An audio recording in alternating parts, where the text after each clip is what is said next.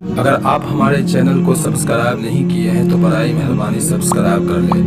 Video پسند آنے کی صورت میں لائک کریں اور اپنی رائے کا اظہار کامنٹ باکس میں ضرور کریں۔ اقامہ بھی ختم ہو گیا، دوست بھی چھوڑ گئے، حیثیت بھی خراب ہو گئی۔ بہرحال آپ اللہ کے حرم میں وقت گزاریں، 2 رکعتیں پڑھ کے اللہ سے مشکل حل کرنے کی دعائیں کریں، حسبنا اللہ و نعم الوکیل پڑھتے رہیں، اللہ ساری مشکلیں حل کر دیں گے۔ بہت بڑی پریشانیاں ہیں، جب پریشانی ہو تو حسبنا اللہ و نعم الوکیل، نعم المولا و نعم النصیر یہ پڑھا کریں، لیکن یقین سے پڑھیں، شرط یہ۔ ایک دفعہ ایک کشتی میں کچھ لوگ جا رہے تھے تو اس میں کوئی اللہ کا بندہ بھی تھا، پتہ نہیں وہ کیسے جوش میں آ گیا۔ اس نے کہا کہ بھئی اگر تم 10,000 درہم دریا میں پھینک دو نا تو میں تمہیں وظیفہ بتاؤں گا۔ ایک آدمی بیٹھا تھا، اس کے پاس پیسے تھے، اس نے پھینک دی۔ اب لوگ اس کو کہے یار تم بڑے بیوقوف ہو، 10,000 درہم دریا میں پھینک دیے۔ انہوں نے کہا میں اپنے پھینکے ہیں، تمہارے تو نہیں پھینکے ہیں۔ تو اس نے وظیفہ بتایا کہ اللہ کے قرآن کی جو آیت ہے وَمَن يَتَّقِ اللَّهَ يَجْعَل لَّهُ مَخْرَجًا وَيَرْزُقْهُ مِنْ حَيْثُ لَا يَحْتَسِبُ وَمَن يَتَوَكَّلْ عَلَى اللَّهِ فَهُوَ حَسْبُهُ۔ ہر مشکل میں یہ پڑھا کرو، اللہ تیری مشکلات حل کر دے۔ اللہ کی شان ہے کہ کشتی ٹوٹ گئی۔ اب وہ آدمی ایک پھٹے پہ اکیلا بیٹھا اور یہی آیت پڑھ رہا،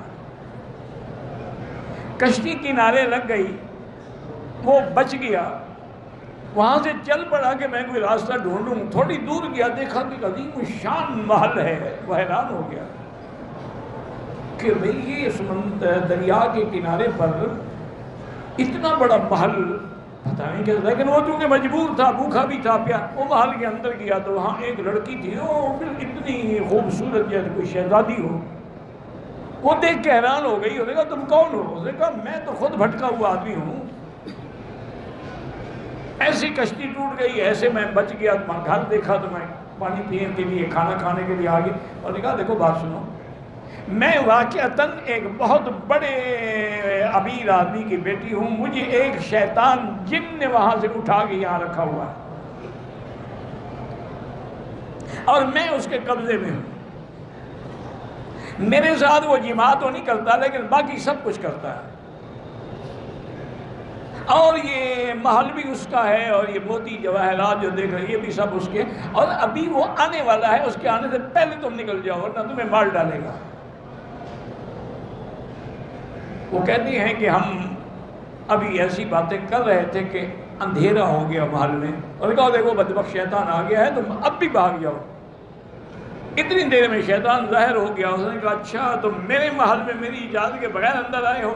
اس نے یہی آیت پڑھنی شروع کی وَمَن يَتَّقِ اللَّهَ يَجْعَل لَّهُ مَخْرَجًا، پڑھتا گیا، پھونک مارتا گیا، شیطان جل کے ختم ہو گیا۔ اب اس لڑکی نے کہا کہ تم نے مجھے ظالم سے نجات دی ہے تو اب مجھے لے چلو، بصرے میں میرا گھر ہے، اور یہاں محل تو ہم نہیں لے جا سکتے لیکن سونا چاندی زیورات جواہرات جتنے ہیں یہ سب باندھ لو۔ تو نے کہا وہ ہم نے لیا، ہم آگے آئے، کافی سفر کیا، پیدل چلتے رہے، لیکن اللہ کی شان یہ ہے کہ دریا کے کنارے پہ چل رہے تھے، ایک کشتی ہمیں نظر آ گئی، ہم نے کپڑا ہلایا، وہ آ گئے، انہوں نے کہا ہم تو بصرے جا رہے ہیں، ہم نے کہا ہم بھی بصرے جائیں گے، مزدوری لے لو۔